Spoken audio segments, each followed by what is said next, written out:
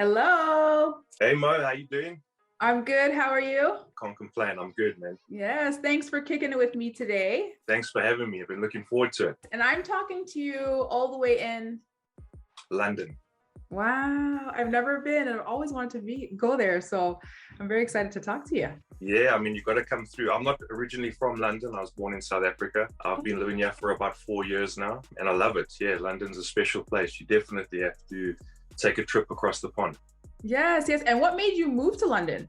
Just my wife and I wanted to experience the world. We're trying to start a family, and we wanted to sort of try to see the world before we did that. And so my mother was born in London. So fortunately for me, I had a British passport and it gave me access. And we thought if we didn't do it then, we probably wouldn't have the opportunity. And we're glad that we did do it. It's opened our eyes to a whole bunch of new things, which is awesome. Wow, I like it. You guys are adventurous. Yeah, gotta be, man. You gotta move around. That's how you live life. That's it. Yeah. All right. Now, our friend Mark Bostick referred you to me or me to you. And I was like, I definitely have to hit him up. He's like, yeah, he's a good guy. That's my friend. And hopefully he'll be down for the interview. And you are. So for those that may not know you, please tell us a little bit about yourself. All right. My name's Antony. My Instagram handle is Banksy011. I'm just a sneakerhead, MJ collector, all things MJ. I don't really focus on sneakers only. I focus on memorabilia. I have a big passion for cards. Great affinity, great passion for the sneakers. Working on some good projects. Looking to launch one or two of my own things pretty soon. So hopefully there'll be a little bit more out there soon. But just that's it. That's me. I like it. Now, when did that love for Jordan start for you? I played basketball in South Africa in the early 90s. We didn't have much access to anything really basketball related. We had a program, which I'm sure you probably know, called NBA Inside Stuff. That used to air sort of once a week, and that would be our window into what was happening in the world of basketball. I just was drawn to Michael Jordan, just a flair for the game. I actually wasn't taken to the shoes right in the beginning. It was just the talent, the way he dominated, the way he played. I just loved the way that he played. Through that, the passion sort of started growing. I used to try to find places where I could find anything Jordan related. There wasn't much in South Africa. There used to be a little flea market we used to go to on Saturdays, and there was an American family that used to bring all different things from America there, and I would go there and try sort of get what I could with what I could afford. And that's why the card collecting sort of started, and the passion for card collecting. But I was an MJ fan through and through, and I was fortunate enough to have a trip to America in 1995, 1996, somewhere there. And I just remember sitting watching Jordan debut the Concord 11. And that was where I fell in love with sneakers. That was like, okay, I need those. And from there, I've just been sort of mad about Jordan sneakers predominantly. Wow. Do you remember the first pair of Jordans that you bought? The first pair of Jordans I bought was a mid. So I'm sure a lot of people will say that, it's too much of a sneakerhead there. But in South Africa, we didn't have a lot of access. If I could have had it my way, I was in America and I tried to get the Concord. My parents took us on an amazing American trip. We went to a bunch of states, and I tried everything to pick up a pair of Concords, and I couldn't. And when I got back to South Africa, there wasn't a hell of a lot of shoes, Jordans available. And the first one I bought was a black and red mid Jordan 1. It was the closest thing I could get to the OG at that time. But it wasn't too long after that I picked up my first retro, and then the bug bit, and then it just didn't stop from there. Started from there. Wow. Now, okay, you mentioned the mids and you chuckled a little bit. What do you think about this whole mid-hate, mid-love thing? I think it's silly. I think it's absolutely silly. I'll show you a few mids here that are awesome. I think people, and I hate to use the term, but I think people are just hype beasts. I think that whatever sort of Mrs. Jones is doing, if they've got to keep up with the Joneses, that's what they'll do. I've always said it, that if Trav dropped a mid, people would go absolutely insane for them. People hate on mids, but they sell out every weekend. So, I mean, I think if I could sort of step back a little bit there, I think the only problem with mids is the quality. You know, the mids don't generally give you the greatest of quality, but they're accessible to the public. And every now and then, especially last year, Jordan Brand dropped some really good mids. I took those mids and I customized them to look like 1985s, and I love them. And everyone asks me for them, so they're okay. There you go. There's some mid love. Don't hate on the mids. No, don't hate on the mids. Okay, so for the love of MJ and your friend, we have Jumpman Bostic. Yeah. How does that conversation go between you guys? Do you guys just talk about Jays all day?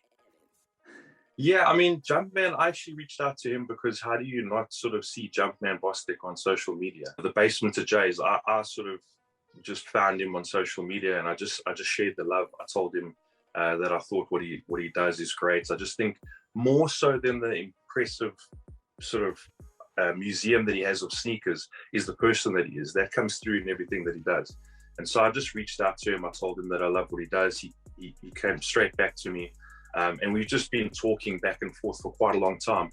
And more so, we don't really talk too much about sneakers. We actually talk more on a personal basis, which is awesome. And I was fortunate enough to help him quite recently with a pair of J's. He was looking for a pair of Off-Whites. I reached out to an amazing store. Shout out to Offspring in London, Selfridges. I told them about Jumpman Bostic. I told them about what he does for the community, and I said that we have to get a pair into the Basement of Jays. Could you help me? They came straight back to me. They said they'll give me a pair at retail as long as I send it to him, and I did. So that was pretty cool. I'm glad to have assisted with one of the 1,000 or whatever pairs he's got in there. Yeah, crazy amount. But it's good to see like how you can, or shoes brings everyone together. You're all the way over there, he's all the way over here, and it's just that network and linking everyone. Yeah. Well, talking to Mo. I'm all the way in Canada, so you know, it's crazy. So also Canada along their side, Escola 23. Yes, Sean. Yeah, I had him on the last season, so it's always great to just link everyone. I love getting everyone on the show. My Instagram page is pretty new. But I think if you're genuine, the genuine sort of sneakerheads can sort of relate to that. And I've met the most amazing people in my time on Instagram, Sean Collard being one of them. Yes.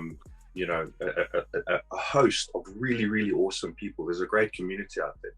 Yes, that's true. And everyone is just so, well, most I would say, they're just so welcoming, and not, it's, you know, getting like, as I guess as a female and starting the show, it can be a little bit intimidating in a sense where connecting with people, or even getting people to be interested to come on to the show. So I feel so honored to get all of you guys on, and you guys are so willing to connect me with other friends, for example, you know, and the community grow and all of us work together. Your page is awesome.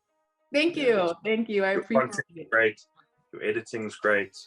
Really, really cool. Appreciate it. Now, behind you, are you in a room? Is this like your sneaker room?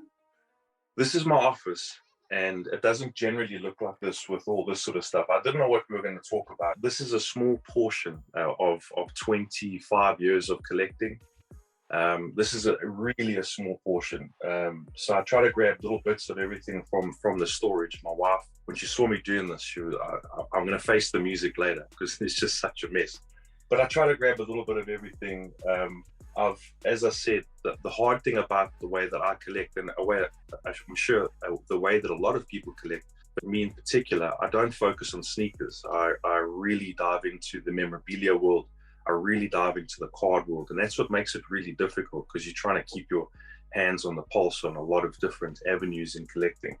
But when I do it, I try to do it properly. So like everything that I have, be it the 1996 Space Jam memorabilia, those sets are fully complete, fully packaged, never opened since 1996. The older toys, the starting lineup series, those are complete, never opened out of their packaging. And all of the series, all of the figurines, for example, that came out all through the years, I've completed all those sets. They're all sealed, all in their packaging.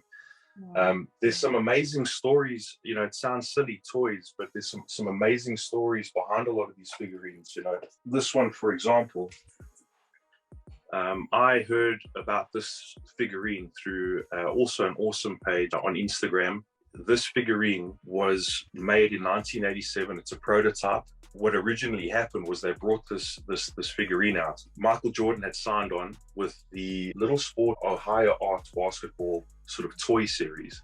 And soon after they brought out this prototype, there was what some people say was a big court case, and they shut it down purely because they'd used the Nike branding on the sneaker. And what's great about that is that branding over there is actually the Nike Airship,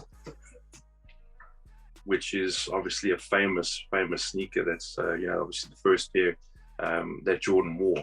And this toy never went into production, so only prototypes were made, which is really cool. They never ever went into mass production. Only the prototypes circulated, and I've hunted. This is again, it's just a small portion of them, but I've hunted them for a long time. So there's a lot of history behind a lot of the stuff as well. So it might look like just toys, but there's rarity, and there isn't a lot of it available. You know what? You just telling me that, I just hear the passion in your voice and your knowledge of everything.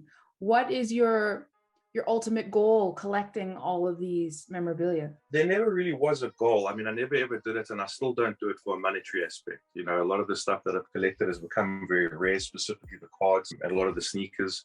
But I don't do it for the monetary aspect. I guess if I was ever to say what would I do with it, hopefully one day it helps my family. As I said, my wife and I are trying for a family. This will all, God willing, we have one. This will all go to them. They can do what they want with it, but I don't do it for anything else. I do it because I genuinely love it.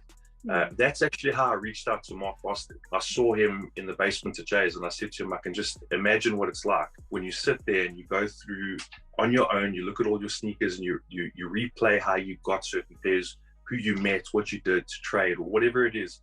And sometimes I do that in my storage, and I just reminisce about certain things that I had to do to get a piece of memorabilia or a sneaker. And I love doing that. And that's how I reached out to him. And he was like, you don't understand. That's like, it hit the nail on the head. Mm-hmm. So yeah, a lot behind it. It's not really for any reason, but one day, hopefully, goes to a good cause. Yes.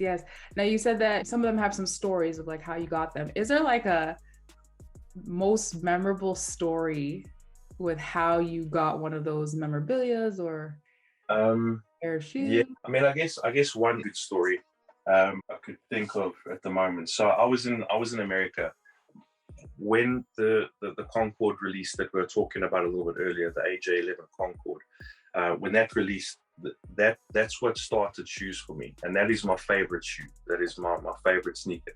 I've got all of the Jordan 11 silhouettes, right from except for one, and I couldn't get the Jordan Concorde in America, but my father saw how disappointed he was, and we were at that time, I think it was the last state or the last city we went to New York. We were walking around and you could see the disappointment that I had in my eyes, and so we went into an art gallery by chance, and he bought me this. So it's not a sneaker related story, but it's a picture of MJ wearing the Concorde. Wow. Autographed, and he gave that to me, and that sort of lit me up. It was close enough, if not better, than getting a pair of Concorde. So yes. That's a bit of a cool story. There's so many stories, with a lot of the memorabilia, with a lot of the pieces, a lot of the sneakers, because as Mark said in your program, I'm also just a working man. These things aren't very cheap. You've got to do it as you can. Often it requires a trade. You've got to say, appreciate that item more than that, and you do what you've got to do. None of us want to sell or trade any of our items for other things, but what's more important to you? So like handling it like that, you generally create stories for pieces, because you don't just go into a store and buy them. Mm-hmm. Mm-hmm. I love it. So I got one more story. Oh yeah. One more story actually just popped into my head. So one of my most prized possessions is this over here. Before I show you what it is, I reached out to someone on eBay before. I mean, Michael Jordan's always been a hype name in sports, worldwide household name.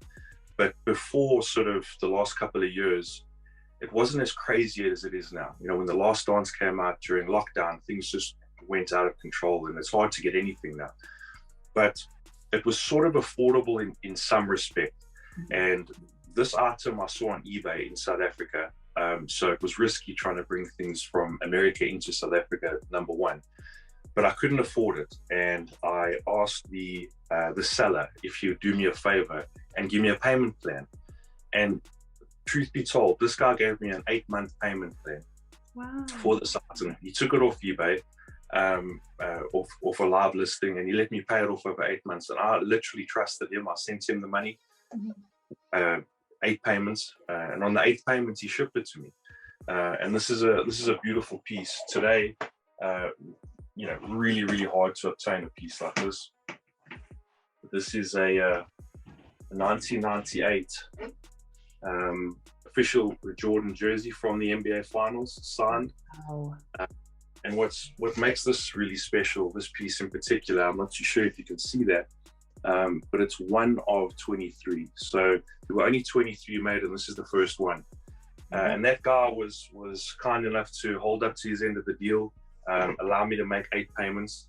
And, again, that's the story behind that piece. It's not just sort of walking in and buying anything. They're special pieces. Yes, and that's a very nice sell. That's very nice of the seller. Yeah, I mean, I don't see things like that happening now.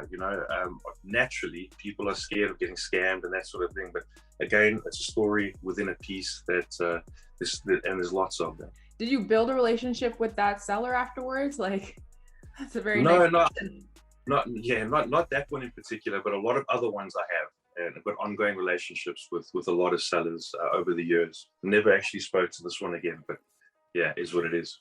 Wow. Okay, so the ultimate question I have, how many pairs do you have? I don't really know. It's not anything like Lars, B-Boy Laspin, or Jumpman Bostic. I haven't really tallied it up. A lot of it's in storage, but not a hell of a lot. Probably just ticking over 200 pairs. I used to have quite a bit more, but as I said, I moved some items to get other items. So around about there. That's still a lot to me. Yeah, I mean, it's still a lot of shoes. Yeah, when you see some of these other collectors, it's like, wow. Yes. Now, can I ask how many, if you can give me a number, how many of like your memorabilias do you have? Wow, I really don't know. I really don't know. It was so tough in London. The housing's pretty small, and so I've got family just down the road that actually I store my stuff at. Fortunately, they've got a spare room. And when you collect the way that I collect, it goes into a box, it goes into a box, it goes into a box, and you find more room and you pack boxes on boxes. When you do what I tried to do today and go pick little bits, you're like, oh my word, this is out of control. Like, how am I ever gonna? So I really can't say, but this is just a small percentage of it. So I don't know how many memorabilia, but there's a lot. Okay, well, I see on your page you do put some of your content. You have some of your memorabilia on there, so we'll just keep it locked on your page because I'm sure you're going to be putting a lot more content on. Yeah, I will. I'm hoping sometime I can get a little bit of a bigger place and then make a display room, and then I'll do some really good content. But when it's all locked in boxes, it's tough. Yeah, I know, but you know what you have is good. I see that you're a magician. I like to sort of play around with a little bit of trick photography. Yeah, nothing special, just the iPhone. Yeah. Yes, I was just like, how did he do that? So you kind of mix in your art of, I guess, being a magician and then your love for kicks. Yeah. Just trying to be, you know what it is, same as you, Mo. We've all got a little bit of a creative streak in us. We all want to try to do something different. What I really want to try and do on my page, and that's why I'm launching a brand hopefully soon. I don't just want to put up a photo of a sneaker. I mean, there's nothing wrong with that. We all love seeing it, but I want to try to put out something that's different. And I'm trying to navigate my way to finding that. And yeah, it's exciting. Honestly, I say keep going with that. You know what? Because you don't see that really. You don't see mixing the magic with the kicks. Like, that's just something different and unique. So keep going. Yeah. We'll see where it goes. We'll keep trying. Yeah. Let's start kicking it. The 3 kicking All right. it questions that I ask each guest. What is your top 3 / go-to pairs? And if you have them, we would like to see them. Cool. So I guess I'm a keep it old school. My favorite pair will always be the Chicago's. You know, that's just sorry, but that's not my favorite pair. That's my second favorite pair. But it's my go-to pairs. I'm fortunate enough to have picked up along the way an OG of the Chicago. So that's a beautiful pair to have. Another pair that I absolutely love, again, for the nostalgia and the history, is the Nike Airship. So Evanga brought these out from Backdoor Bottega. It's the retro of the original Airship that Jordan wore. I think it's the history for me that more than anything. And I was also fortunate enough to be able to pick up that shoe, not in the same colorway, but that's the original Airship from 1984. Oh wow! A little bit beat up, but it's beautiful nonetheless. You wear your shoes, right? Yeah. Good. You know, some people, they don't really wear it, but you wear them. So everything you see here is personal rotation. Okay. I like everything. I do keep sneakers dead stock as well. I do keep sneakers in storage. There's some pairs that I just haven't had the guts to break out yet, but I do try to wear as many pairs as I can, and all of these are personal rotation pairs. Okay. So that's our top three? That's the top two, and the top one is, of course, the Concord. Of course. It has to be. Yeah, and true to form, much like the other two, I do have the OG 1995 pair as well. Wow. It has to be, because you know what? You've been on the hunt. You were on the hunt for it, so it's got to be your top three.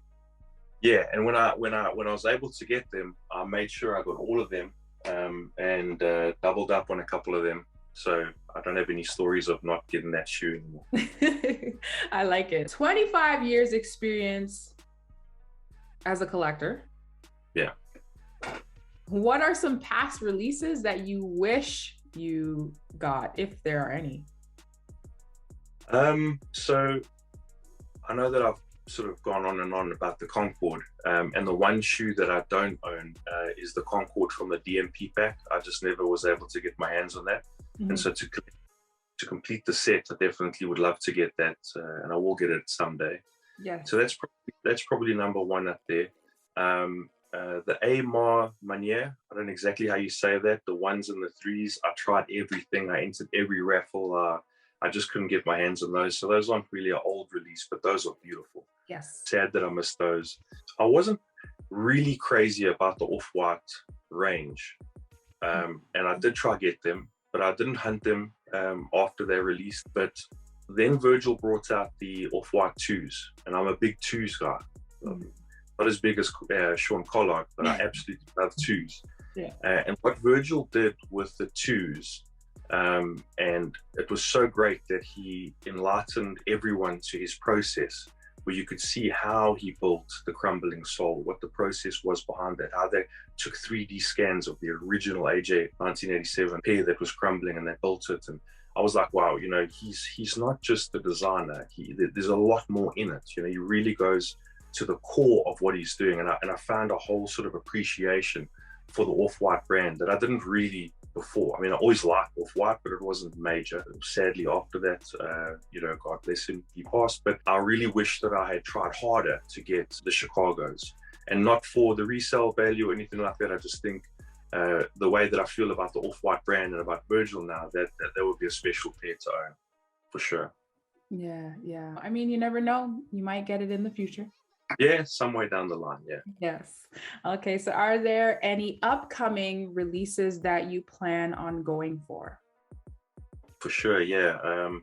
I'm a big AJ1 guy, so the 85 Georgetowns, those are, I think, in April. Those are an absolute must. There's so many. I'm actually reluctant to look on upcoming releases, because it's just like there's just too many Jordans, and it's like it's taunting. But the Ayman Mir, how you say it, AJ2, that's releasing. I mean, I hopefully won't miss those. Those are beautiful.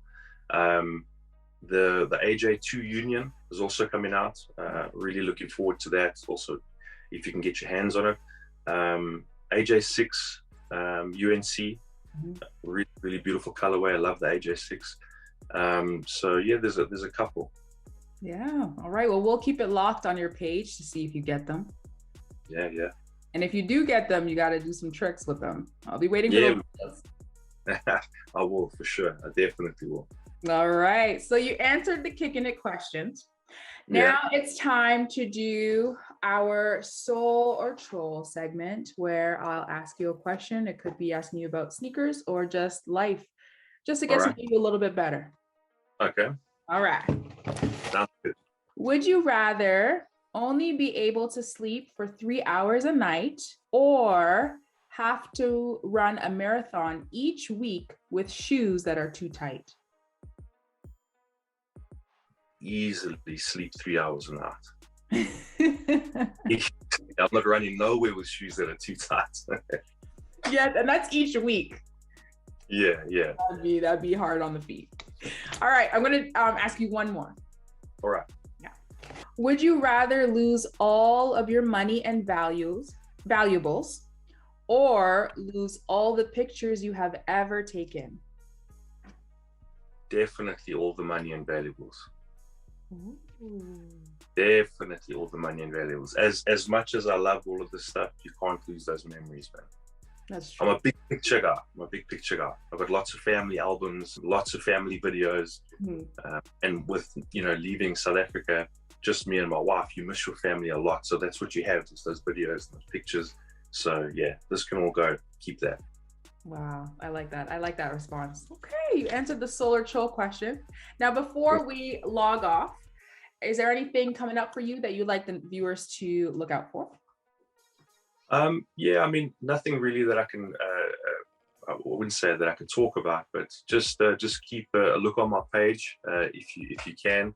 I've got something pretty cool coming up. Not going to be too soon, but I'm working on it. I'm trying to get it out as fast as possible. So some exciting stuff to drop on my page. Perfect. Well, thank you so much. You've kicked it with Mo. Thank you. I appreciate you for coming on. I appreciate the interview. It's been great. Yes, and I guess I will kick it with you another time. Yeah, absolutely. And I wish you all the best with your page. Keep doing what you're doing. Thank you for giving me the time, and I wish you all the best. Thank you. See ya.